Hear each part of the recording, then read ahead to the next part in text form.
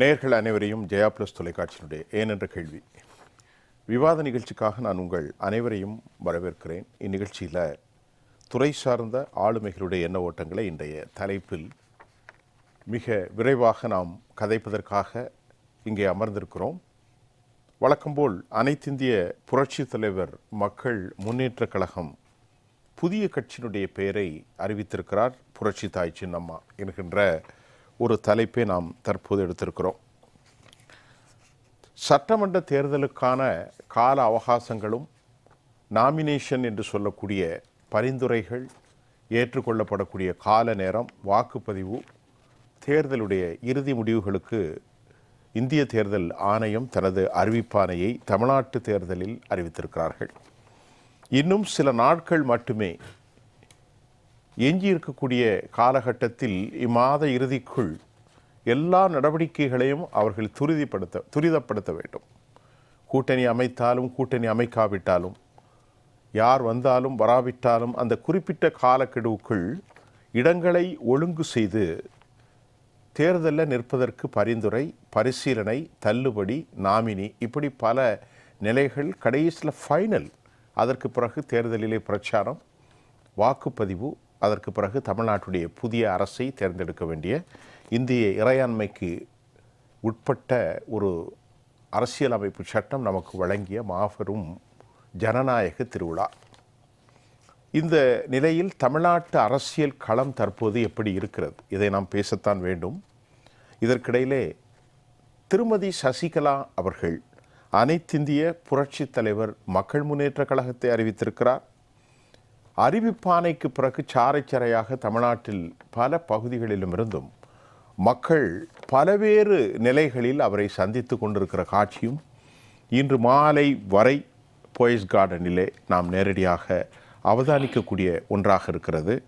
அவற்றில் தென் மாவட்டங்கள் மட்டுமல்ல, அப்படி ஒரு சித்திரம் வரையப்படுகிறது. அப்படி அல்ல, தமிழ்நாட்டில் வட மாநிலங்களிலும் மத்திய மாவட்டங்களிலும் தென் மாவட்டங்களிலும் மேற்கு மற்றும் அனைத்து பகுதிகளிலிருந்தும் ஏராளமானவர்கள், நாள் ஒன்றுக்கு நூற்றுக்கணக்கானவர்கள் வருவதையும், இந்த கட்சியினுடைய இறுதி தருவாயில் இவற்றை கொண்டு சென்று விடுவார்களோ என்ற அச்சம் காரணமாக மற்றும் ஒரு புதிய வளர்ச்சியை தோண்டிய தொண்டர்கள் இங்கே வந்து கொண்டிருப்பதையும், தேர்தலுக்கு போட்டியிடுவதற்கு ஏராளமானவர்கள், மாற்று கட்சியில் இருப்பவர்கள், எதிர்பார்ப்பவர்கள், இப்படி ஒரு பெரும் எண்ணிக்கையில் போயஸ் கார்டனில் ஜெயலலிதா இல்லம் என்கின்ற பெயர் சூட்டி அந்த இடத்திலே மக்கள் வந்து கொண்டிருப்பதையும் நாம் பார்க்கிறோம்.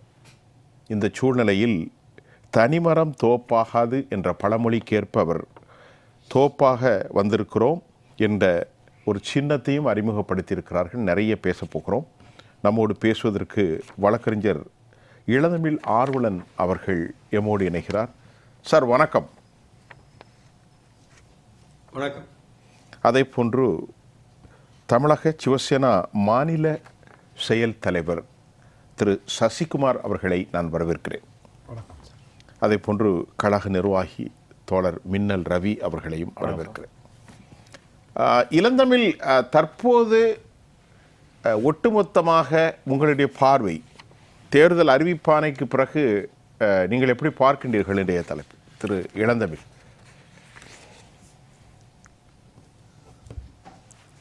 தமிழ்நாடு முழுவதும் இருக்கக்கூடிய புரட்சி தலைவர் இதய தெய்வம் எம்ஜிஆர், இதய தெய்வம் புரட்சி தலைவி அம்மா ஆகிய இந்த இருவரும் தலைவர்களின் உண்மையான தொண்டர்கள், தீவிரமான பக்தர்கள், விசுவாசிகள்.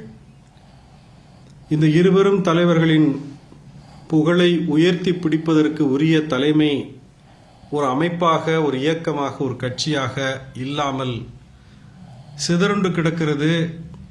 சில சுயநலவாதிகளால் பாதை மாறி போய்கொண்டிருக்கிறது என்று வேதனையில் வெதும்பி கிடந்த வேளையில் மிகுந்த பொறுப்புணர்ச்சியோடு, பொறுமையோடு, அதே நேரத்தில் ஒரு சரியான ஆளுமையோடு ராஜதந்திர நடவடிக்கைகள் செய்வதைப் போல சரியான நேரத்தில் தமிழ்நாட்டு அரசியலை, தமிழ்நாட்டு மக்களுடைய இந்த ஒரு தீர்வுக்கான ஒரு தேடலின் பயணத்தில் திசை காட்டுகின்ற ஒரு செய்தியாக அனைத்து இந்திய புரட்சித் தலைவர் மக்கள் முன்னேற்றக் கழகம் என்ற இயக்கத்திலே அதனுடைய பாதையை புரட்சித்தாய் சின்னம்மா அவர்கள் தேர்ந்தெடுத்து மக்களை அவர்கள் அந்த வெம்பி கிடக்கின்ற வயிற்றிலே பால் வார்க்கின்ற வகையில் அழகாக தென்னந்தோப்பு என்கின்ற சின்னத்தையும் பெற்று ஒரு புதிய நம்பிக்கையை, புதிய புத்துணர்ச்சியை, புதிய இரத்த ஓட்டத்தை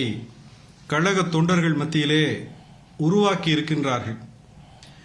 இந்த அனைத்திந்திய புரட்சித் தலைவர் மக்கள் முன்னேற்றக் கழகம் என்ற பெயரை அறிமுகப்படுத்துவதற்கு முன்னால் கூட அனைத்திந்திய புரட்சித் தலைவர் மக்கள் முன்னேற்றக் கழகத்தின் கொடியை அறிமுகம் செய்வதற்கு முன்னால் கூட மிகுந்த எழுச்சியோடும் நம்பிக்கையோடும் தமிழ்நாட்டின் எல்லா புறங்களிலிருந்தும் வட மாவட்டம், தென் மாவட்டம், டெல்டா மாவட்டம் அல்லது மேற்கு மாவட்டம், கொங்கு மண்டலம் என்றெல்லாம் அடையாளப்படுத்துமாறு அப்படி இல்லாம சாறை சாரியாக மக்கள், பொதுமக்கள், பெண்கள், இளைஞர்கள், பல்வேறு இயக்கங்களை சார்ந்தவர்கள், மகளிர் குழுக்கள், சமூக அக்கறையோடு செயல்படக்கூடிய அந்த தரப்பினர், பல்வேறு அமைப்புகளை சார்ந்தவர்கள் சாறை சாரியாக வந்து புரட்சித்தாய் சின்னம்மா அவர்களை போயஸ் கார்டனில் இருக்கக்கூடிய இதய தெய்வம் புரட்சி தலைவி அம்மா அவர்களின் பெயரை தாங்கி அந்த ஜெயலலிதா இல்லம் என்கின்ற அந்த இடத்திலே வந்து மாத கணக்கிலே சந்தித்துக் கொண்டே இருக்கிறார்கள் என்பது தமிழ்நாடு அறிந்த செய்திதான். அந்த உற்சாகம் கொஞ்சமும் குறையாமல், இன்னும் சொல்லப்போனால் இன்னும் அதிகமாக ஒரு எழுச்சியோடும் மகிழ்ச்சியோடும் தமிழ்நாட்டின் எல்லா புறத்தில் இருந்து மக்கள், ஏன் கேரளாவில இருந்து கூட மக்கள் வந்து பார்த்ததை நாம் அந்த செய்திகளிலே பார்க்க முடிகிறது. இந்த அளவிற்கு தமிழ்நாட்டில் இன்றைக்கு எதிர்க்கட்சியின் வேலையை எடப்பாடி பழனிசாமி தலைமையிலே இயங்கக்கூடிய அந்த கட்சி செய்யவில்லை என்கின்ற அந்த குற்றச்சாட்டினை, இயக்கத்தை, அதற்கு ஒரு தீர்வு தரக்கூடிய வகையிலே கழகத்தின் பொதுச் செயலாளர் புரட்சித்தாய் சின்னம்மா அவர்கள் இன்றைக்கு அனைத்திந்திய புரட்சித் தலைவர் மக்கள் முன்னேற்ற கழகம் என்ற அந்த பெயரையும் அதற்கான கொடியையும் அறிமுகப்படுத்தி இன்றைக்கு களத்திலே தன்னுடைய நிர்வாகிகளை, தொண்டர்களை, விசுவாசிகளை இந்த தேர்தலுக்கு முன்பாக நடக்கக்கூடிய களப்பணிகளிலே அவர்கள் முடுக்கிவிட்டுக் கொண்டிருக்கின்றார்கள்.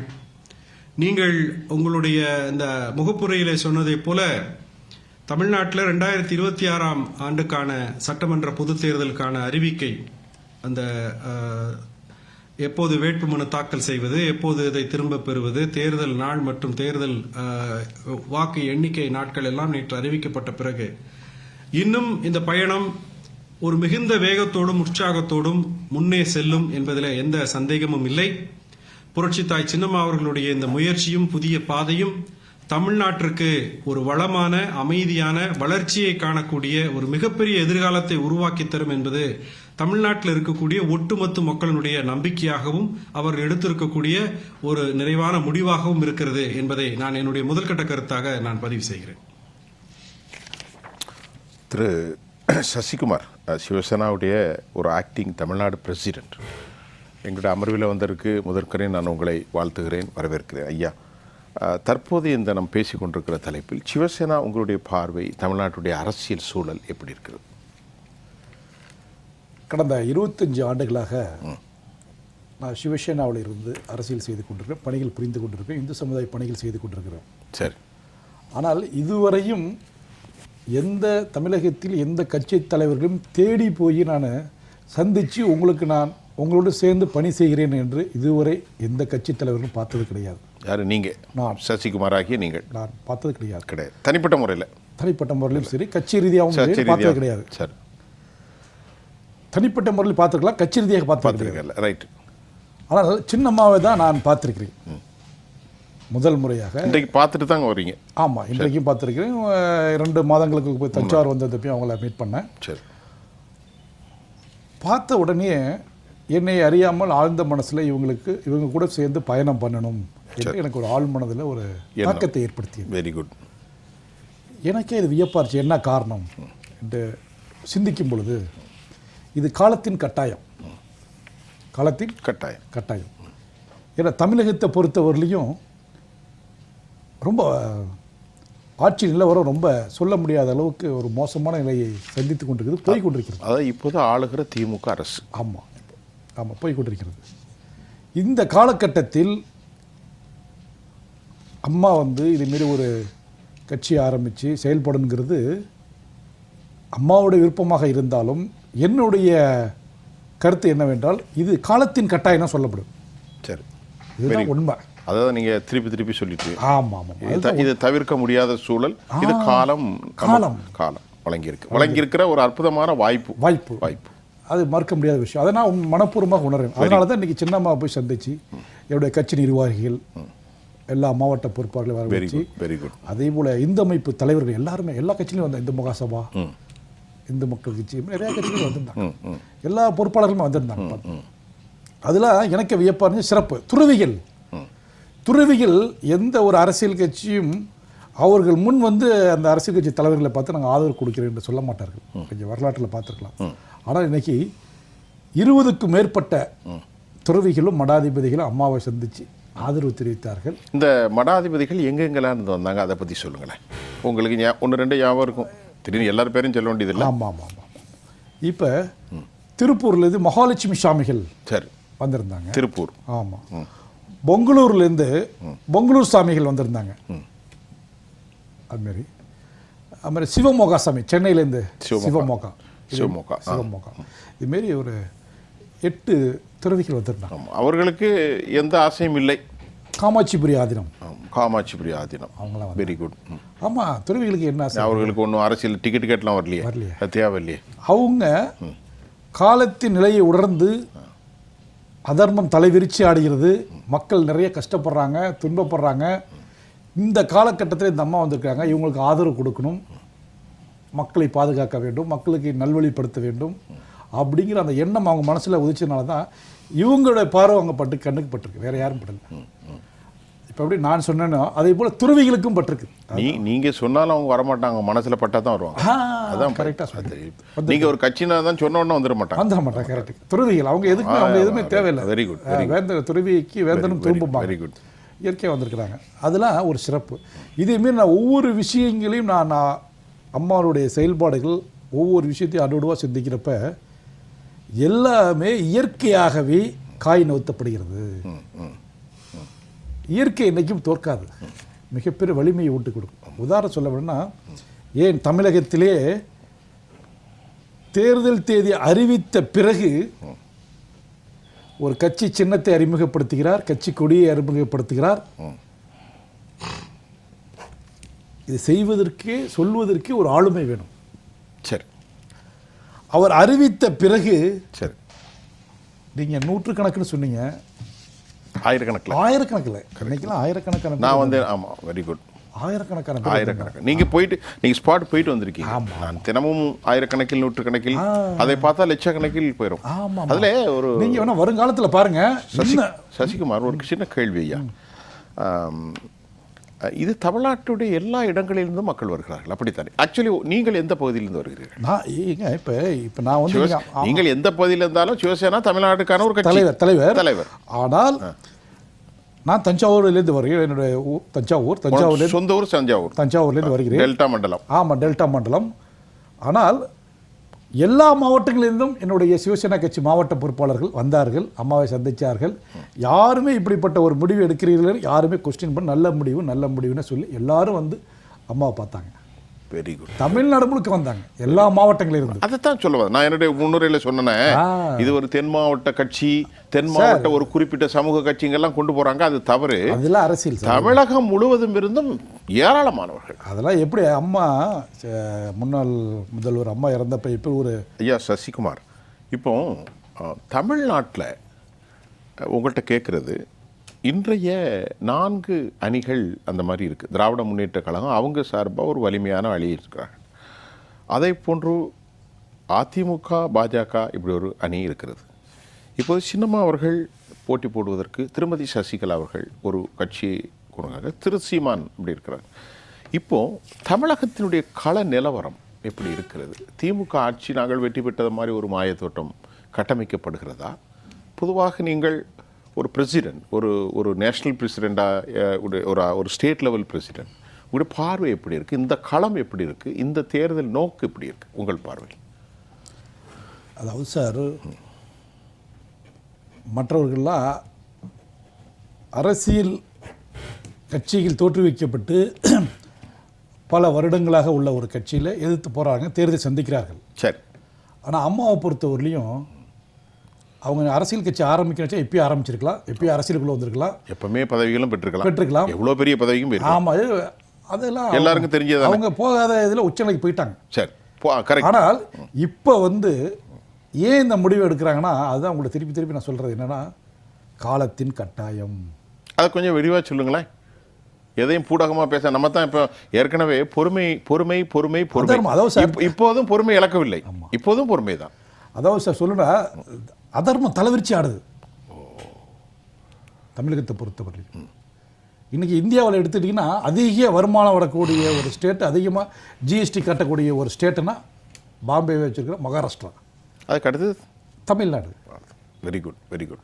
அவ்வளோ கம்பெனிஸ் இருக்குல்ல, அவ்வளோ ஜிஎஸ்டி அதிகமாக, அவ்வளோ வருமானம் வருது. அவ்வளோ வருமானம் வந்தும் நாடு இன்றைக்கு கடனில் இருக்குது. எவ்வளோ கடன்னா ஒரு வருஷத்தில் 5 லட்சம் கோடி, ஒரு ஆண்டில், ஒரு பீரியடில். அப்போ என்ன சார் இருக்குது? அப்போ இந்த இவ்வளோ அதாவது இந்தியாவுக்கே அதிக வருமானத்தை கொடுக்கக்கூடியது, ஜிஎஸ்டி கட்டக்கூடிய ஒரு மாநிலம், 2வது இடத்துல இருக்கக்கூடிய ஒரு மாநிலம் தமிழ்நாடு. ஆனால் அதே நேரத்தில் எவ்வளோ கடனில் இருக்குது. ஒவ்வொரு தமிழன் ஒவ்வொரு தமிழ்நாட்டில் ஒவ்வொரு குடிமகன் தலையிலையும் 1 லட்ச ரூபா தலா வெடிக்கிறது. 1 லட்சத்துக்கு மேலே கடன் இருக்கு. மேலே கடன் கிட்டத்தட்ட வருமானம் தினமும் 18 கோடி 20 கோடின்னு வட்டி மட்டும் கட்டிகிட்டு இருக்கு. 70,000 கோடி வருஷத்துக்கு கட்டுறோம். ஆமாம், அதற்கு மேலே வறுமை இன்னும் இருந்து கொண்டிருக்கிறது. இவ்வளோ செழிப்பு இருக்குது, மற்றொரு பக்கம் வறுமை இருக்குது. அப்போ குறைகள் எங்கே இருக்குது? ஆளுமையில் இருக்குது. ஐயா, இப்போ உங்கள்கிட்ட நான் முக்கியமான கேள்வி. பொதுவாக தமிழ்நாட்டில் இந்த அரசில் போதை கலாச்சாரம் தலைவிரித்தாடு, எப்படி பார்க்குறீங்க? இது சரிதானே? ஆமாம் சார், தமிழ்நாடு போதை கலாச்சாரம்னா, நான் சொல்கிறது சாராயம் கல் இல்லை, இப்போ புதிய ரக போதைகள்லாம் வருது. ஆமாம், இம்போர்ட் போதைகள். அதாவது ரொம்ப அதாவது சார், இந்தியாவுக்கே ஏன் உலகத்துக்கே முன் உதாரணமாக இருந்தவர்கள் தமிழர்கள். அதில் டவுட்டே இல்லை. தமிழ் சித்தர்களும் ஞானிகளும் அவர்கள் சொல்லாத விஷயங்களில் உலகத்தை அவர்களுடைய பாரம்பரியத்தை சார்ந்தவர்கள் தான் நாம். எல்லா பேஸும் தமிழ்நாட்டிலேருந்து தான் போகுது. கரெக்ட். இன்னைக்கு ஹெர்பல்னு சொன்னால் எதுவும் தமிழ்நாடு தான். ஏன் இப்போ 5000 ஆண்டுகளுக்குமே சித்த வைத்தியம் இருந்த முறை தமிழ்நாடு. ஆமாம், எல்லாமே சொல்ல உலகத்துக்கே ஞானத்தை கொடுத்தவர்கள் தமிழ் சித்தர்கள், ஞானிகள், மகான்கள். அவர்களுடைய வாரிசான இன்று நாம் போதையில் தடுமாறிக்கொண்டு சுய நினைவு அற்று ரோட்டில் படுத்துக்கிறோம். செருப்பு ஒரு பக்கம், லுங்கி ஒரு பக்கம்.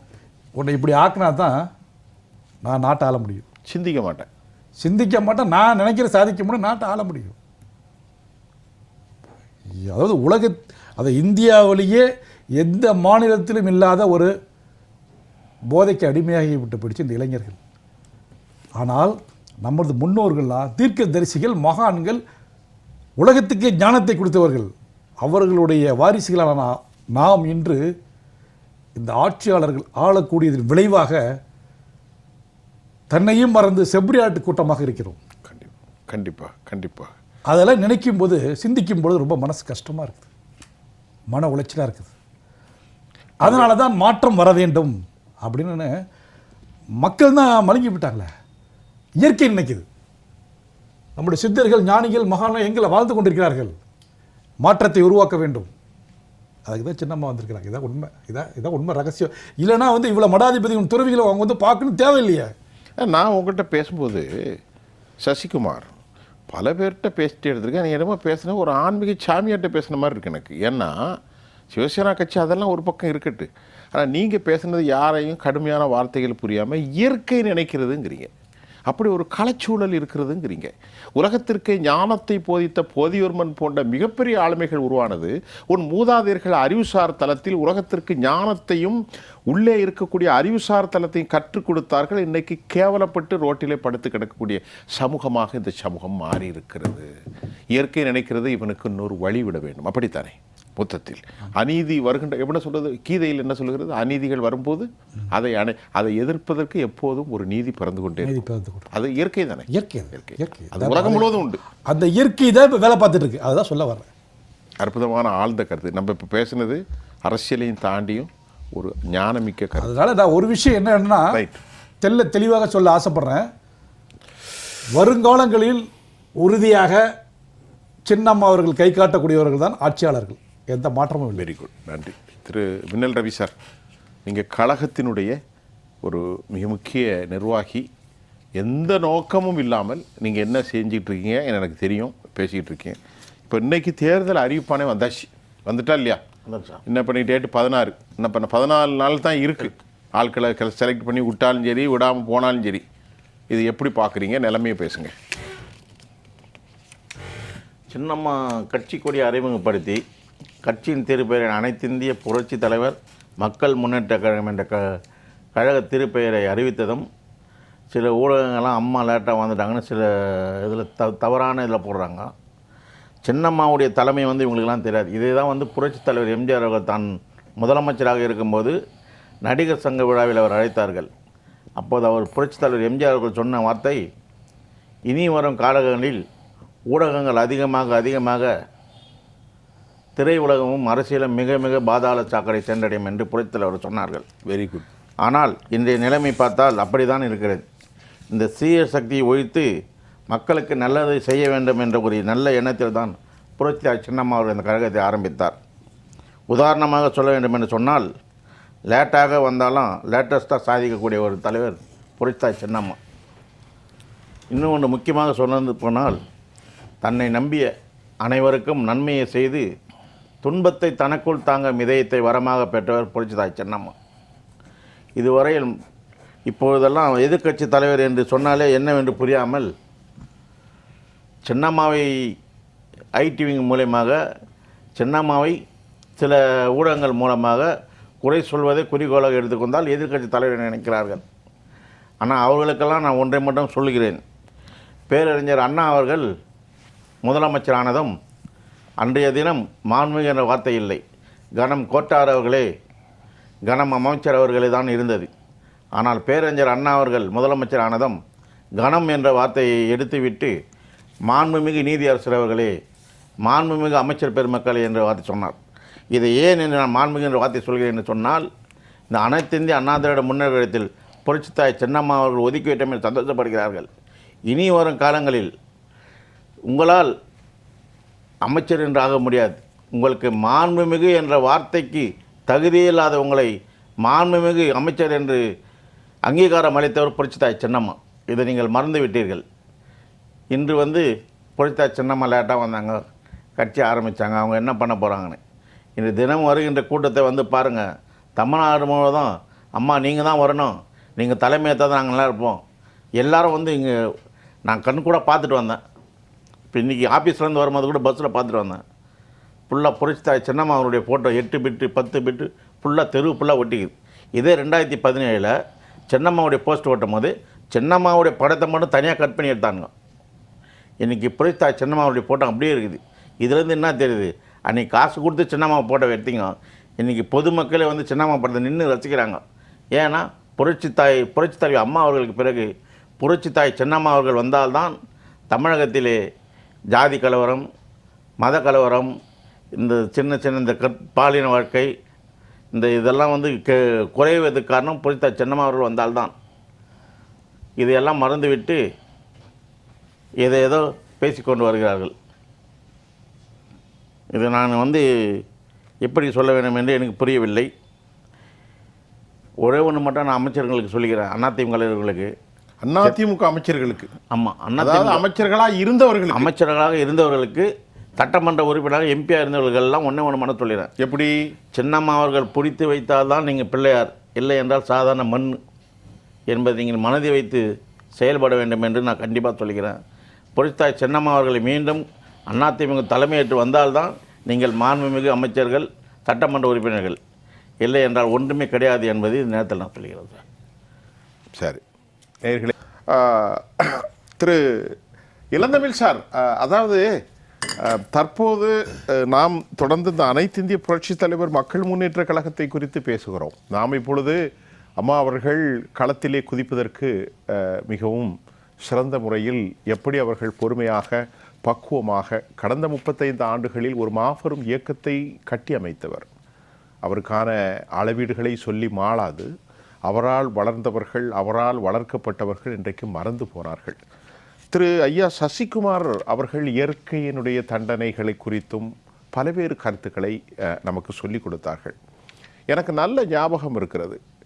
அவர்கள் உச்சபட்ச பதவியில் இருந்து விட்டார்கள் திருமதி சசிகலா அவர்கள் என்பதில் ஒரு மாற்று கருத்தில்லை. 87 இதுகாரம் 40 ஆண்டுகளுக்கு மேலாக அவர் தமிழ்நாட்டு அரசியலில் பிரிக்க முடியாத பேச்சு பொருளான ஒரு தலைவர். அதிகாரம், ஆட்சி என்பதை தாண்டி இனி அடுத்த கட்ட நகர்வு உங்களின் பார்வையில் எப்படி இருக்கிறது?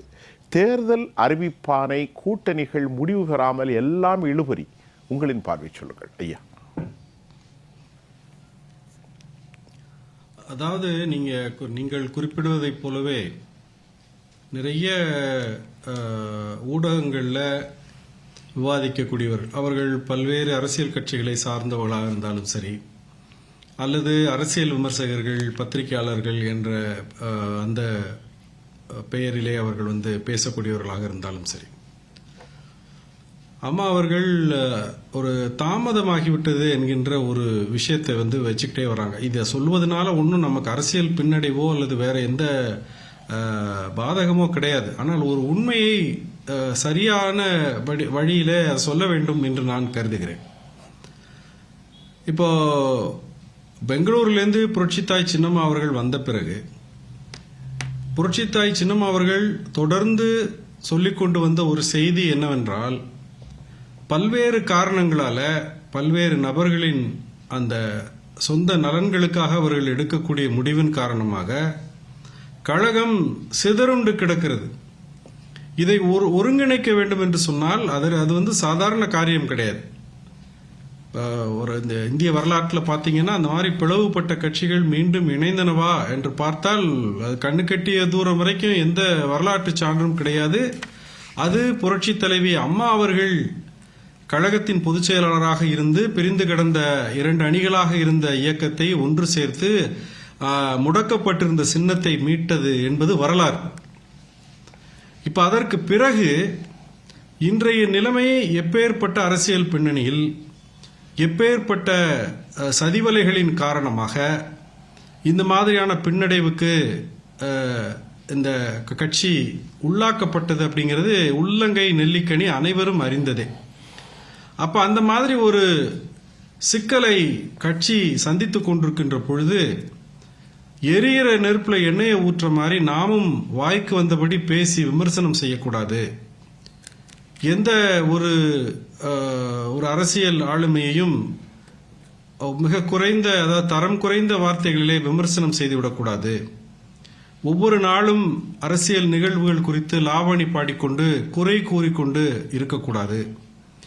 தேர்தல் அரசியலிலே சாதுரியமான முடிவுகளை எடுத்து இந்த பிளவை சிதறுண்டு கிடக்கின்ற நிலையை மாற்றி அமைத்து அனைவரையும் ஒரு குடையின் கீழ் கொண்டு வர வேண்டும் என்கின்ற அந்த கூற்று வெறும் வாய் வார்த்தையாக இல்லாமல், எந்த விதமான அரசியல் சலசலப்புக்கும் தன்னை ஆட்படுத்திக் கொள்ளாமல், தாங்கள்தான் தலைவர்கள், தங்களை விட்டால் ஆள் இல்லை என்று, எனக்கு கூட்டணி கால் தேவையில்லை, எனக்கு கட்சியிலே முக்கியஸ்தர்கள் தேவையில்லை, நான் மட்டுமே இருந்து கொள்வேன், நான் என்று தம்பட்டம் அடித்துக் கொண்டிருக்கக்கூடியவர்களுக்கு புத்தி வர வேண்டும் என்றால் அதற்கு தகுந்த பாடத்தை எடுக்க வேண்டும் என்று சொன்னால், இதய தெய்வம் புரட்சி தலைவி அம்மா அவர்களோடு ஒரு 32 ஆண்டு காலம் பயணம் செய்து அவர்களுடைய உயர்விலும் தாழ்விலும் உடனேயே இருந்து சிறைவாசத்தை அனுபவித்து இந்த படுபாதகர்கள் செய்த பாவத்துக்கும் பழிக்கும் தானே புரட்சித்தாய் சின்னம்மா அவர்கள் சிலுவை சுமந்தார்கள்.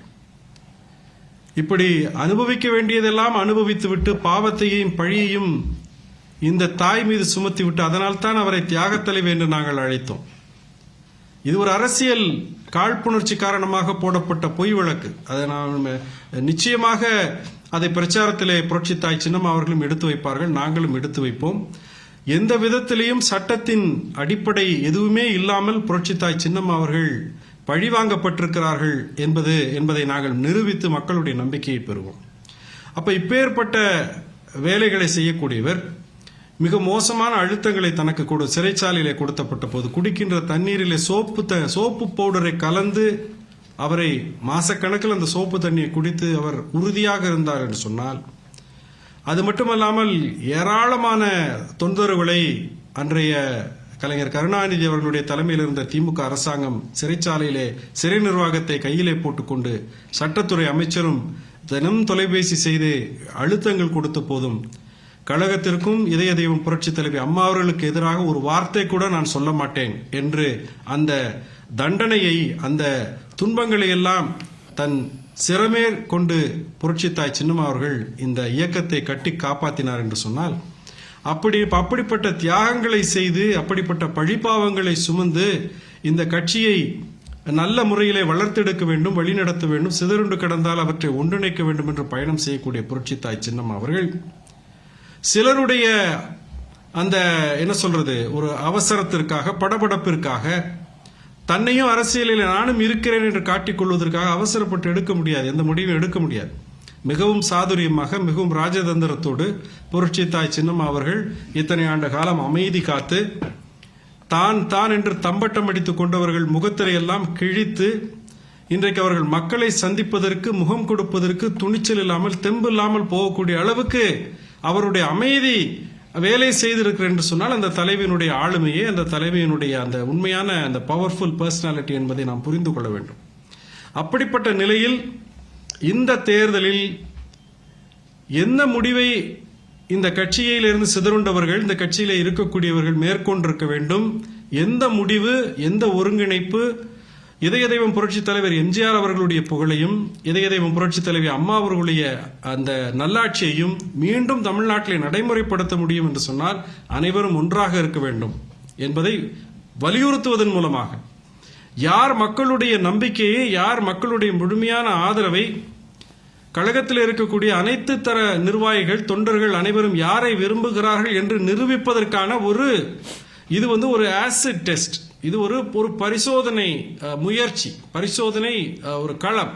இந்த களத்தில் புரட்சி தாய் சின்னம்மா அவர்கள் எந்தவித படோடோபமும் இல்லாமல், எந்தவித ஆர்ப்பாட்டமும் இல்லாமல், மிகவும் அமைதியாக, சாதுரியமாக ஒரு இயக்கத்தின் கொடியை மிக அழகாக வடிவமைத்து, அதிலே முப்பெரும் தலைவர்கள், பேரறிஞர் அண்ணா, புரட்சி தலைவர் எம்ஜிஆர், இதய தெய்வம் அம்மா என்று அவர்களை அதிலே முன்னிலைப்படுத்தி, புரட்சி தலைவர் எம்ஜிஆர் அவர்கள் பெயரிலே அனைத்து இந்திய புரட்சி தலைவர் மக்கள் முன்னேற்ற கழகம் என்ற அந்த பெயரை தேர்ந்தெடுத்து, அழகாக அதற்கு தனிமரம் தோப்பாகாது என்று அந்த புரியாமல் திரிகின்றவர்கள் மண்டையிலே உரைக்கின்றதை போல் ஒரு தென்னந்தோப்பு சின்னத்தையும் பெற்று, யாருமே எதிர்பாராத வகையிலே இந்த மாதிரி புரட்சி தாய் சின்னம்மா அவர்களை குறை கூறிக்கொண்டிருப்பவர்கள் முகத்திலே கரியை பூசுகின்ற அளவில் இன்றைக்கு இந்த கட்சியினுடைய பெயரை, கொடியை, சின்னத்தை மக்களிடையே அவர்கள் அறிமுகப்படுத்தி இருக்கிறார்கள். இந்த மாதிரியான ராஜதந்திர நடவடிக்கைகள், புத்திசாதுரியம், இனி இதய தெய்வம் அம்மா அவர்களோடு 32 ஆண்டு காலம் இருந்து கட்சியையும் ஆட்சியையும் எப்படி வழிநடத்துவதில் அனுபவம் பெற்றார்களோ, அதெல்லாம் படிப்படியாக ஒவ்வொரு நாளும் இனி வரக்கூடிய நாட்களில் எப்படிப்பட்ட வேட்பாளர்களை தேர்வு செய்து களத்திலே நிற்கிறார், எந்தெந்த தொகுதியிலே எந்தெந்த மாதிரியான வியூகங்களை அமைத்து மக்களை சந்திக்க இருக்கிறார், மக்களுக்கு என்ன தீர்வை தர காத்திருக்கிறார், என்ன மாதிரியான தேர்தல் பிரச்சாரத்தை மேற்கொள்ள இருக்கிறார் என்பதிலெல்லாம் புரட்சி தாய் சின்னம்மா அவர்கள் எப்பேற்பட்ட தலைமை, எப்பேற்பட்ட ஆளுமை என்பதை மக்கள் புரிந்து கொள்வார்கள். அந்த ஆளுமை தன்னுடைய முழுமையான ஆற்றலையும், தன்னுடைய முழுமையான சக்தியையும் முழு வீச்சில் தமிழ்நாட்டு அரசியலிலே இனி ஒவ்வொரு நாளும் அவர்கள் அதை நடைமுறைப்படுத்துகின்ற போது, தமிழ்நாடு அரசியல் ஒரு புதிய திசை நோக்கி செல்லக்கூடிய அந்த திசை வழியை தீர்மானிக்கக்கூடிய ஒரு சக்தியாக புரட்சி தாய் சின்னம்மா அவர்கள் இருப்பார்கள். அனைத்து இந்திய புரட்சி தலைவர் மக்கள் முன்னேற்ற கழகம் தமிழ்நாட்டு அரசியலிலே இதுவரை இல்லாத வகையிலே ஒரு வரலாற்று சிறப்பு மிக்க பதிவை, ஒரு சாதனையை 2026ஆம் ஆண்டு நடைபெற இருக்கின்ற தமிழ்நாடு சட்டமன்ற பொதுத் தேர்தலில் நிறுவி காட்டும் என்பது மிக உறுதியான செய்தி என்பதை தெரிவித்துக் கொள்கிறேன். நன்றி தோழர் இளந்தமிழ் ஆர்வலர். சசி, உங்கள்கிட்ட நான் ரொம்ப முக்கியமாக கேட்கிறது சில முக்கியமான கேள்விதான். துரோகத்தை பற்றி நீங்கள் நினைக்கிறீர்கள்? பொதுவான கேள்வி. துரோகம் என்பது, நீங்கள் ஒரு ஆன்மீகவாதி அப்படி தானே? இறைவன் ஒவ்வொரு மனிதர்களுக்கும், நான் உங்களுடைய பாலிசியிலே கேள்வி கேட்கிறேன், ஒரு மனிதன் கடவுளுக்கு நன்மை செய்யக்கூடியவனாக இருந்தாலும் சரி, கடவுள் என்பது 100, 200 இல்லையே, ஒன்று தானே, அது அவன் சக மனிதனுக்கு நன்மை செய்யாத வரைக்கும் நீங்கள் கல்லுக்கு படைத்ததாகவும், காலில் விழுந்த மனிதர்களுக்கு படைத்ததாகவும், எதுக்கு படைத்ததாகவும் ஆகும். ஆனால் முதலில் சக மனிதர்களுக்கு விசுவாசம் இல்லாத மனிதர்களை பற்றி, துரோகத்தை பற்றி பொதுவான கேள்வி, அரசியல் கேள்வி அல்ல, எப்படி பார்க்கிறீர்கள்? ஏதோ உங்களிடத்தில் கேட்கணும் போல் இருந்தது, கேட்டுவிட்டேன். ஒரு விஷயம் சார், நாம் என்ன எண்ணத்தோட விதை விதைக்கிறோமோ அந்த வினையை தான் அறுவடை பண்ணுவோம். இதுதான் இயற்கையின் கட்டளை. கரெக்ட்.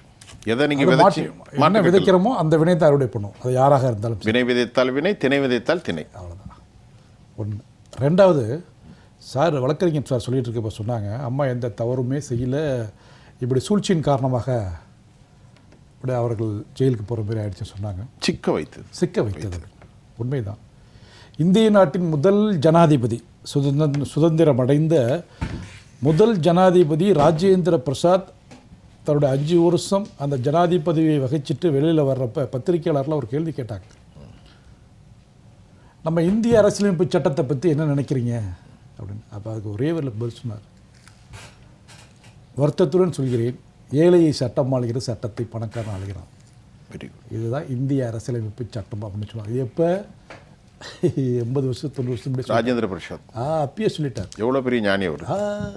ஜனாதிபதி அதான் நாட்டில் மூளை முடுக்க என்ன நடந்தால் அவர் நாளைச்சு போயிடும். சக்கரவர்த்தி ராஜகோபாலாச்சாரியர் இங்கே இருக்கிறார், அவர் எவ்வளோ பெரிய ஆள். அதே மாதிரி ராஜேந்திர அப்படி சொன்னவர் அவர். அப்போ இப்போ எப்படி இருக்கும்? ஒன்று. ரெண்டாவது, சட்டம் மனிதனால் இயற்றப்பட்டது. Very good. அது பல நேரங்களில் பல இடங்களில் பப்ளிக் பொதுமக்களுக்கும் சரி அரசியல்வாதிகள் யாருக்காகவும் சரி பொய் சொல்கிறது. சட்டம் பொய் சொல்கிறது. உண்மை. நிறைய மக்கள் தர்ம நிலையற்ற சட்டத்தின் மூலியமாக எவ்வளோ பேர் பாதிக்கப்படுறாங்க. ஒன்று. ஆனால் இயற்கை ஒரு சட்டம் இருக்குது. அவரவர்கள் என்னென்ன மனசாட்சிக்கு புறம்பாக தவறு செய்தார்களோ ஷார்ப்பாக குறித்து வச்சுருந்தா பனிஷ்மெண்ட் கொடுக்கும். அதுக்கு தான் கர்மா. அதுதான் கர்மான்னு சொல்லப்படும். கர்மா. அந்த இயற்கை சட்டத்திலிருந்து யாரும் தப்பிக்க முடியாது. மனிதனை ஏமாற்றலாம், இயற்கையை ஏமாற்ற முடியாது, கடவுளை ஏமாற்ற முடியாது. கர்மா மனிதர்களுக்கு பல முறைகளில் வாய்ப்புகளை வழங்கி கொண்டே இருக்கிறது திருந்த வேண்டும் என்று. பொதுவாக மனிதர்கள் இருக்கிறார்களே, அவர்களுக்கு நன்றி கெட்டவனாக இருக்காதே, ஏமாற்றாதே, இல்லையா, வாய்ப்புகள் வழங்குது, மறுபடியும் வழங்குது. ஆனால் வாய்ப்புகளை வழங்குது இயற்கை அது ஒருத்தர் கொஞ்சம் சான்ஸை கொடுத்து பார்க்கும். ஓவர் அவன் ஆட்டானா பிடிங்கி விட்டுரும், அடிகளை தலையில் தள்ளி விட்டுரும். ஒரு முறையாக இருக்கிறார், ரொம்ப நாள் ஆடிட்டு விழுதுடும். அதிலலாம் எந்த மாற்றம் கிடையாது. அதனால் இயற்கை என்றைக்குமே ஷார்ப்பாக குறித்து வச்சுருந்து கணக்கு வர சொல்லி பார்க்கும். இப்போ அம்மாவுக்கு நடந்த விஷயம் அதான். அன்றே இருந்த சூழ்நிலைகள் அந்த சட்டங்கள் அப்படி பேசப்பட்டது. இயற்கை சட்டம் இப்போ எழுதி கொண்டிருக்கிறது. சசிகுமார்ட்ட ஒரு கேள்வி. இயற்கை சட்டம் எழுதி கொண்டிருக்கிறது. எவ்வளோ கூட்டம் வருது. ஆனால் நீங்கள் பேச்சில் உங்களுக்கு நான் எதிர்பார்க்கிற பதில் இல்லாமல் நீங்கள் வேறு ஞான புத்தியான பதிலை தான் சொல்லி கொண்டிருக்கிறீர்கள். அது எனக்கு ஒரு சந்தோஷம் தான் சார். நான் ஃபர்ஸ்ட்ல நீங்கள் சொல்வது தப்பு. நான் இதுவரை விவாத நிகழ்ச்சியில் உட்கார்ந்தது கிடையாது. ஃபர்ஸ்ட் டைம் தான் உட்கார்ந்து. நான் குறை சொல்லவில்லை. நீங்கள் ஒரு அற்புதமான விஷயத்தை சொல்லுகிறீர்கள். நான் ஒன்றே ஒன்று கேட்கிறேன். இப்போ கொஞ்சமாவது அரசியல் பேசுவோம். நீங்கள் அரசியலே பேச மாட்டேங்கிங்க, ஆனால் அரசியலை வேறு விதத்தில் பேசுகிறீங்க. நீங்கள் சொல்கிறது ஒரு அதாவது டிசர்வ்டு ஸ்டேட்மெண்ட் சொல்கிறது ரொம்ப குவாலிட்டியான ஒரு விஷயம். அம்மாவோடு இருந்தவர்களெல்லாம் இன்றைக்கு அதிமுகவில் கோராச்சுகிறார்கள்.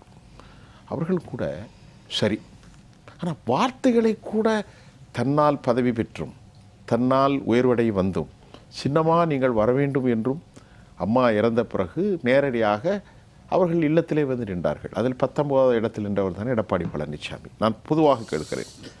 ஆனால் அவர்களுக்கு அந்த இடம் வந்தது போது கூட இப்படியெல்லாம் பேசக்கூடாது, இப்படியெல்லாம் கண்ணியமாக இருக்க வேண்டும் என்ற ஒரு பச்சாபாதம், ஒரு இயற்கை, அவர்களுக்கு ஒரு இரக்கத்தை தராமல் போனது எதனால்? நீங்களே விடுங்கள், அவர்களே விடுங்கள். நான் அவர்களால் உதவி பெற்றவர்களை மட்டும் கேட்கிறேன். ஒரு செய்தியாளனாக சொல்லுங்கள். எல்லாம் கண்ணை மறைக்கிறதுக்கு காரணம் என்ன? சுயநலத்தின் வெளிப்பாடு தான். அவரவர் மனசாட்சிக்கு தெரியும். எல்லாமே தெரியும். மனசாட்சி போய் சொல்லாது. அது எப்படி போய் சொல்லும்? அவர் ஒரு மனசுக்கு தெரியும். நான் அவங்கள்ட்ட பேசிட்டு இருக்கேன், நான் யாரும் எனக்கு தான் தெரியும், உங்களுக்கு தெரியாது. அது அவர் மனசாட்சிக்கு தெரியும். அந்த மனசாட்சி தான் அதுக்கெல்லாம் தண்டனைகள் கொடுக்கும். இதுதான் உண்மை. அதனால் அதை காலம் பொறுத்திருந்து பார்ப்போம், எல்லாரும் விடை கிடைக்கும். இதெல்லாம் நானே சொன்னேன் உங்கள்கிட்ட, 25 வருஷமாக நான் சமுதாய பணிகள் செஞ்சுட்டு அரசியல் இருக்கேன். இதுவரைக்கும் எந்த தலைவரையும் தேடி பார்த்தது கிடையாது. தேடி பார்த்துருன்னா அப்போ இயற்கை எங்களிடம் சொல்லுகிறது. நாங்களே எந்த விதமான ஒரு பிரதிபலனும் எதிர்பார்க்காமல் இந்த சமூகத்துக்கு சேவை செய்து கொண்டிருக்கக்கூடியவர்கள். துறவிகள் இன்றைக்கி இவ்வளோ பேர் பார்த்தாங்க. அவங்க என்ன எதிர்பார்த்தாங்க? என்ன கல்யாணம் பண்ணி எதுவுமே இல்லாமல் வந்துட்டான். துறவிகள் எதுக்கு வந்து பார்க்கணும்? காரணம் என்ன? இயற்கை அவன்கிட்ட பேசுது, உண்மையை சொல்லுது. இன்றைக்கி ஒரு துறவி ஒருத்தர் வந்து செல்வ பாரதங்கிறத வந்து அம்மாட்ட பேசிகிட்டு இருக்கிறப்ப, நான் கனவு கண்டம்மா 2 டேஸ்க்கு முன்னாடி, போன வாரம் ஒரு கனவு கண்டேன் அப்படின்னு சொல்லி உணர்ச்சி போங்க அவர் கல்லில் தண்ணி வர மாதிரி அழுதுட்டார். எனக்கே ஷாக் ஆகிடுச்சு. அப்புறம் வெளியில் வந்து கேட்டா, எப்பா நீ சொன்னது உண்மையா? சார் என்ன சார் இப்படி கேட்குறீங்க? உண்மையை தான் சார் சொன்னேன். ஏன் போய் சொல்கிறார் அவர்? சொல்லணும் தேவையில்லையே. அந்த அளவுக்கு உணர்ச்சி போக முதல் முறையாக பார்க்குறார். என்னோட கட்சி தொண்டர் அவர், பெரம்பலூரை சார்ந்தவர். அவர் வர்றாரு, முதல் முறையாக பார்க்குறார். அம்மா பார்த்துட்டு சொல்லிட்டு அழுகுறார். அப்போ அங்கே என்ன பேசப்படுகிறது? இயற்கை கூட்டி வைக்கிறது. ஒருமித்த கருத்து உள்ள அவர்கள் இயற்கை கூட்டி வைக்கப்படுது. அதான் சொல்ல, எனக்குல இந்த உலகத்தை எந்த எதிர்பார்ப்பும் இல்லை சார். ஏன் அவங்கள்ட்ட நிற்கணும்? எந்த எதிர்பார்ப்பும் இல்லை. அதுமாதிரி துறவிகள், ஏன் நாடு சரியில்லை, பிரச்சனை எப்படி இருக்குது, தலைவிரிச்சி ஆடுது அதர்மம், தர்மத்தை நிலைநாட்டணும். நிலைநாட்டுவதற்கு தகுதியான நபர் யார் இந்த காலகட்டத்தில்? தர்மம் அதர்மம் தமிழ்நாட்டில் மட்டும் தலைவிரித்தாடுகிறதா, தேசிய அளவிலும் தலைவிரித்தாடுகிறதா? கொஞ்சம் சிக்கலான கேள்வியா? இல்லை சிக்கல்லாம் ஒன்றும் சிக்கலான கேள்வி இல்லை. எனக்கு ஒன்றும் சிக்கல்லாம் கிடையாது. நான் அப்படித்தான் கேட்பேன்.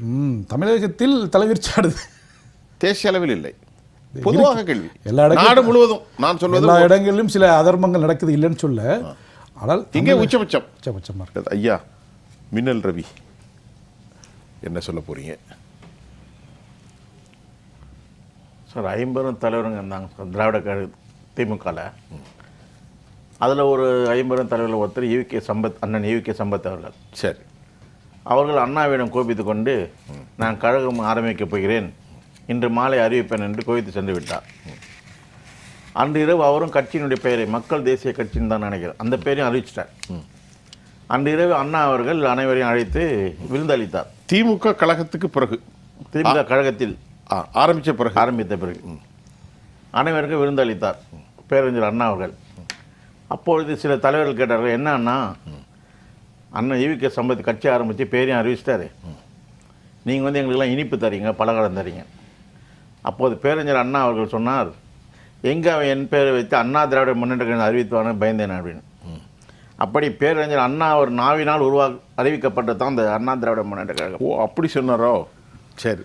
அப்படி பேரறிஞர் அண்ணாவின் நாவினால் உச்சரிக்கப்பட்ட இந்த கழகம் பிறகு புரட்சி தலைவர் அண்ணன் அனுகாபுத்தூர் ராமலிங்கம் அவர்களால் பதிவு செய்யப்பட்ட கழகம். புரட்சி தலைவர் எம்ஜிஆர் அவர்கள் அந்த கழகத்தில் இணைத்து தன்னை வளர்த்து இந்த கழகத்தை அனைத்து இந்த அண்ணா திராவிட முன்னேற்ற கழகமாக மாற்றினார். அவர் மறைவுக்கு பிறகு இந்த கழகம் என்ன ஆகுமோ என்று நாங்களாம் ரசிகர்கள், தொண்டர்களாகி நாங்களாம் பயந்து கொண்டு இருந்த நிலையில் புரட்சி தலைவி அம்மா அவர்கள் இந்த கழகத்தை 32 ஆண்டு காலம் காப்பாற்றினார். பிறகு அம்மா அவர்கள் மறைவுக்கு பிறகு இந்த கழகம் என்ன ஆகுமே நினைத்து கொண்ட வேளையில்தான் புரட்சி தாய் சென்னம்மா அவர்கள் இந்த கழகத்தை தலைமையேற்று வழி நடத்தக்கூடிய இந்த சூழ்நிலையிலே சில நயவஞ்சகரின் சூழ்ச்சியால் புரட்சி தாய் சென்னம்மா அவர்களுக்கு 4 ஆண்டு கால சிறை தண்டனை அறிவித்தார்கள். 4 ஆண்டு கால சிறை தண்டனை அறிவித்தது மட்டும் இல்லாமல் 4 வார கால அவகாசம் கொடுத்தார்கள். புரட்சி தாய் சென்னம்மா அவர்கள் வீட்டிலிருந்து கூட அதை பார்த்துருக்க மாட்டார். அந்த அரை மணி நேரத்தில் மறுபடியும் அறிவிப்பு வருகிறது டிவியிலே. 4 வாரம் அல்ல, 48 மணி நேரம் தான் அவகாசம். அந்த 48 மணி நேரத்தில் நீங்கள் சிறைக்கு செல்ல வேண்டும் என்று புரட்சி தாய் சென்னம்மா அவர்கள் அந்த 48 மணி நேரத்திலே நியமனம் செய்யப்பட்டவர் தான் இந்த தற்கொலை தலைவர் அண்ணன் எடப்பாடி. அவர் நல்ல முதலமைச்சராக வந்து தொண்டர்களுக்கு காப்பாற்றுவார், இந்த கழகத்தை காப்பாற்றுவார் என்று தான் சென்னம்மா நினைத்தார்கள். ஆனால் இந்த அண்ணாவின் நாவினால் உச்சரிக்கப்பட்ட கழகம், புரட்சி தலைவர் எம்ஜிஆர் அவர்களால் ஆரம்பிக்கப்பட்ட கழகம், புரட்சி தலைவி அம்மா அவர்களால் காப்பாற்றப்பட்ட கழகம், புரட்சி தாய் சென்னம்மா அவர்களால் நிர்ணயம் செய்துவிட்டு சிறைக்கு சென்ற அந்த கழகம் இன்று எப்படி இருக்கிறது? திமுக எதிர்க்கட்சி தலைவர் என்றால் தெரியவில்லை, ஆர்ப்பாட்டம் நடத்துகிறார்கள், ஆர்ப்பாட்டத்தை சொல்கிறார்கள், குடும்பத்தை பற்றி பேசுகிறார்கள். ஆளுங்கட்சி என்ன செய்கிறது அதை தான் பேச வேண்டும், அதை பேசுவதில்லை. அந்த இதில் கூட ஒரு குடும்பம் ஆட்சியில் வரக்கூடாது, ஒரு குடும்பம் வரக்கூடாது. சின்னம்மாவை குறை சொல்வதுதான் இந்த எதிர்க்கட்சி தலைவருக்கும் தலைவரை சேர்ந்தவர்கள் இந்த அதிமுக இருக்குது. அதிமுக தொண்டரின் நிலைமை என்ன என்று இவர்கள் இதுவரை சிந்தித்து கூட பார்த்ததில்லை. இதை ஏன் நான் சொல்கிறேன் என்று சொன்னால், இந்த 4 வருட சிறை தண்டனை பெற்று 48 மணி நேரத்தில் சிறைக்கு செல்லக்கூடிய சூழ்நிலையிலும் இந்த கழகத்தை ஆட்சியில் அமர வைத்து சென்று இன்று அம்மா அவர்கள் சின்னம்மா அவர்கள் வந்து மனவேதனையில் இந்த கழகம் அழிந்து கொண்டிருக்கிறது, தொடர்ந்து 10 தொழில் சந்தித்து கொண்டு இருக்கிறது, இதை காப்பாற்ற வேண்டிய சூழ்நிலையில் தான் தற்சமயம் அண்ணன் சொன்ன போல முப்பெரும் தலைவர்களுடைய ஃபோட்டோ எழுதிய கட்சி கொடி அனைத்து இந்திய புரட்சித் தலைவர் மக்கள் முன்னேற்ற கழகம் என்ற திருப்பெயரை அறிவித்து தொண்டர்களை எங்களை போன்றவர்களெல்லாம் தமிழ்நாடு முழுவதும் இருக்கிறார்கள். தமிழ்நாடு மட்டுமல்ல, அதர் மாநிலத்திலும் இருந்தவர்கள். பெங்களூர், பாண்டிச்சேரி, ஆந்திரா சில மாநிலங்களிலும் இருந்தும் புரட்சித்தாய் சின்னம்மா அவர்களை சந்தித்து கொண்டிருக்கிறார்கள். நான் உதாரணமாக சொல்ல வேண்டும் என்று சொன்னால், சனிக்கிழமை அன்று நான் அம்மா அவர்களை பார்க்கலாம் என்று சென்றேன்.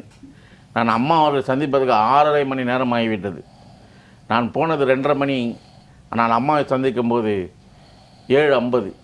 அந்த அளவுக்கு கூட்டம் நிறைந்திருந்தது போயஸ் கார்டனிலே. நாங்கள் பார்த்து இன்று மீண்டும் புரட்சி தலைவி அம்மா அவர்கள் இருந்த இடத்திலே புரட்சித்தாய் சின்னம்மா அவர்கள் மீண்டும் கழகத்தை ஒன்றிணைக்கிறார், வலுப்பெற வைக்கிறார் என்பதை நினைக்கும் போது எங்களுக்கு உண்மையிலே சந்தோஷமாக இருக்குது. சரி, இளந்தமிழ் சார், இறுதியாக இந்த நிகழ்ச்சியினுடைய உங்களுடைய ரத்தின சுருக்கமான கருத்து ஒரு சில நிமிடங்கள் மட்டுமே. அனைத்திந்திய புரட்சித் தலைவர் மக்கள் முன்னேற்றக் கழகம் என்ற ஒரு இயக்கத்தை அறிமுகப்படுத்தி அதனை பொறுப்பெடுத்து நடத்தக்கூடிய அந்த ஒரு அரிய பொறுப்பை புரட்சித்தாய் சின்னம்மா அவர்கள் ஏற்றுக்கொண்டிருக்கிறார்கள். அனைத்திந்திய புரட்சித் தலைவர் மக்கள் முன்னேற்றக் கழகத்திற்கு மங்களகரமான ஒரு தென்னந்தோப்பு என்கின்ற சின்னம் தேர்தலை சந்திப்பதற்கு கிடைத்திருக்கிறது. தென்னை மரம் புரட்சித்தாய் சின்னம்மா அவர்கள் கூட அன்றைக்கு அந்த சின்னத்தை அறிமுகப்படுத்திவிட்டு சொன்னாங்க, தென்னை மரம் எத்தனையோ பேருக்கு தாகத்தை தணிக்கக்கூடிய அந்த ஒரு உன்னதமான ஒரு சின்னம். அது ஏழைகளின் சின்னமாகவும் பிறருடைய நலன் காக்கக்கூடிய சின்னமாகவும், அது மட்டுமல்லாமல் அது ஒரு தென்னந்தோப்பு என்ற ஒரு சின்னம் அமைந்திருப்பது இன்றைக்கு ஒரு அரசியல் தலைமை பொறுப்பை வகிப்பதற்கு தகுதியில்லாதவர்கள் எல்லாம் தலைவர் என்று சொல்லிக்கொண்டு அலைகின்ற அவர்கள், நீங்கள் தனிமரம் தோப்பாக முடியாது, நாங்கள் தான் இதய தெய்வம் புரட்சித் தலைவர் எம்ஜிஆர், இதய தெய்வம் புரட்சித் தலைவி அம்மா அவர்களுடைய உண்மையான தொண்டர்கள், வாரிசுகள், நாங்கள் தோப்பாக இருந்து நல்ல ஒரு திருப்பத்தை தமிழ்நாட்டு அரசியலிலே ஏற்படுத்தி மீண்டும் புரட்சித் தலைவர் எம்ஜிஆர் அவர்கள், புரட்சித் தலைவி அம்மா அவர்கள் மக்களுக்கு கொடுத்த அந்த நல்ல ஆட்சியை, பொற்கால ஆட்சியை மீண்டும் தமிழகத்திலே ஏற்படுத்துவோம் என்கின்ற ஒரு மிகப்பெரிய அறிவிப்பை, ஒரு பிரகடனத்தை புரட்சித்தாய் சின்னம்மா அவர்கள் அன்றைக்கு அறிவித்திருக்கிறார்கள். இந்த நோக்கத்தை நிறைவேற்றக்கூடிய வகையில் புரட்சித்தாய் சின்னம்மா அவர்களுடைய விசுவாசிகள், இதய தெய்வம் புரட்சித் தலைவர், இதய தெய்வம் புரட்சித் தலைவி அம்மா அவர்களுடைய உண்மையான தொண்டர்கள், இந்த தலைவர்களின் பிள்ளைகளாக தங்களை வார்த்தெடுத்துக் கொண்டிருக்கக்கூடியவர்கள் அனைவரும் புரட்சித்தாய் சின்னம்மா அவர்கள் சூளுரைத்ததைப் போல புரட்சித் தலைவர் எம்ஜிஆர், இதய தெய்வம் புரட்சித் தலைவி அம்மா அவர்களுடைய பொற்கால ஆட்சியை தமிழ்நாட்டில் புரட்சித்தாய் சின்னம்மா அவர்கள்தான் கொடுக்க முடியும் என்கின்ற அந்த விஷயத்தை தமிழ்நாடு பூராவும் நாம் பிரச்சாரம் செய்து கண்டிப்பாக துரோகிகளையும் எதிரிகளையும் வீட்டுக்கு அனுப்பக்கூடியவர்களாக, துரோகிகளுக்கும் எதிரிகளுக்கும் தக்க பாடம் புகட்டக்கூடியவர்களாக, இந்த தேர்தலுடைய முடிவை ஏற்படுத்தக்கூடியவர்களாக நாம் இருக்க வேண்டும் என்கின்ற உறுதியை ஏற்பதுதான் இந்த தேர்தல் அந்த மேகம் சூழ் கொண்டு வரக்கூடிய இந்த நேரத்திலே இதய தெய்வம் புரட்சித் தலைவர் எம்ஜிஆர், இதய தெய்வம் புரட்சித் தலைவி அம்மா அவர்களுடைய தொண்டர்களாக இருக்கக்கூடிய அனைத்திந்திய புரட்சித் தலைவர் மக்கள் முன்னேற்ற கழகத்தினுடைய பொதுச் செயலாளர் புரட்சித்தாய் சின்னம்மா அவர்களுடைய தொண்டர்களாக நாம் எடுக்கக்கூடிய ஒரு உறுதியாக சூளுரையாக இருக்கும் என்பதை நான் என்னுடைய நிறைவு கருத்தாக தெரிவித்துக் கொள்கிறேன். மிகச்சிறப்பு நேயர்களே, இந்த நிகழ்ச்சியில் நாங்கள் நிறைய பேசணும். எங்களோடு பேசிய இன்றைக்கு சிறப்பு விருந்தினராக சொல்லலாம் ஐயா சசிகுமார், சிவசேனாவுடைய மாநில செயல் தலைவர். அவருடைய கருத்து வலிமையானது, இயற்கையினுடைய ஆழமான பார்வை, அது தண்டிப்பது, நன்மைகளும் தீமைகளும் பிரித்தறிவிக்கக்கூடிய ஒன்று தான். அதன் பொருள் எதை விதைத்தாலும் அது உனக்கு பரிசாகவே கிடைக்கும். வினை விதைத்தாலும் அதை மாதிரி திணை விதைத்தாலும். ரொம்ப ஆழமான கருத்து, ஒரு ஆன்மீகத்தில் உட்புறுவார் கருத்து. அவருடைய கருத்தை நான் எந்த தலைவரையும் இதுவரை பார்ப்பதில்லை, கட்சி ரீதியாக, தனிப்பட்ட முறையில் அல்ல. எனது உள்ளார்ந்த எண்ணங்கள் தமிழ்நாட்டில் சித்தர்களுடைய சிறப்புகளை எல்லாம் அவர் சொல்லி அம்மையார் சசிகலா அவர்களை பார்த்த விவகாரத்தை பகிர்ந்து கொண்டார். கழகத்தினுடைய அடிப்படை தொண்டராக திரு மின்னல் ரவி எப்போதும் தனது பாரிய காலங்களில் ஏற்பட்ட பல விவகாரங்களை பகிர்ந்து கொண்டால், எங்களோடு வழக்கறிஞர் இளந்தமிழ் ஆர்வலன் அவர்களும் கூட நிறைய சிறப்பு கருத்துக்கள் எப்போதும் தொடர்ந்து பேசுகிறோம். இந்த நிகழ்வில் கலந்து கொண்ட முத்தான உங்கள் அனைவருக்கும் நான் உளப்பூர்வமான நன்றியை தெரிவித்துக் கொள்கிறேன். ஐயா, மீண்டும் மற்றொரு களத்தில் நான் உங்களை சந்திக்கின்றேன். அதுவரை உங்கள் அனைவரிடமிருந்தும் நான் உங்கள் சுஃபியான், ஜெயா பிளஸ் தொலைக்காட்சிக்காக நன்றி. மீண்டும் நாளை சந்திப்போம். நன்றி.